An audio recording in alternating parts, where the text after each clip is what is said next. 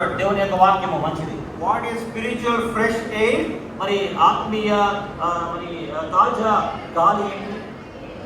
Prayer, very good. ప్రార్థన. What is a spiritual exercise? ఆత్మీయ వ్యాయామము లేక అభ్యాసం ఏంటి?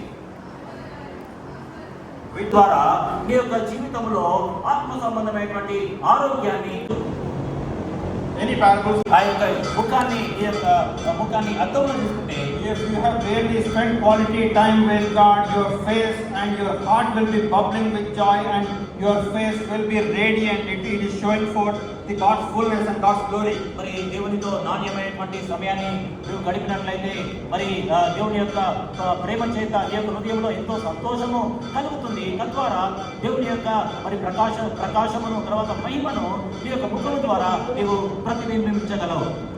18 months later, he again went back to the west. మరి 18 మాసముల తర్వాత తాను తిరిగి పశ్చిమ దిక్కులోనికి వెళ్ళిపోయాడు. And he was traveling all through the Europe. మరి ఆ యొక్క యూరోప్ ఖండమంతా కూడా తాను ప్రయాణించాడు. And he had a great desire to visit Palestine. మరి పాలస్తీనా దేశాన్ని కూడా తాను దర్శించాడు. God took him through Switzerland, Germany, Sweden, Norway, and then Holland, all these places. దేవుడు తనను మరి స్విట్జర్లాండ్, నార్వే, హాలండ్ అనేటువంటి ఆ యొక్క ప్రాంతాలన్నింటి కూడా తీసుకెళ్లాడు. Wherever he went, meetings were arranged. తాను ఎక్కడికి వెళ్ళినా కానీ అక్కడ కూడికలు జరిపించారు. And he was drawing souls like a magnet.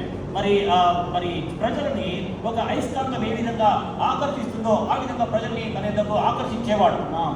By the time he returned to India, మరి తాను భారతదేశానికి తిరిగి వచ్చేసరికల్లా he was so exhausted in his mind and he was so exhausted in his body. మరి తన యొక్క మనసులోను తన యొక్క శరీరంలోను చాలా అలసిపోయాడు, బలహీనుడైపోయాడు.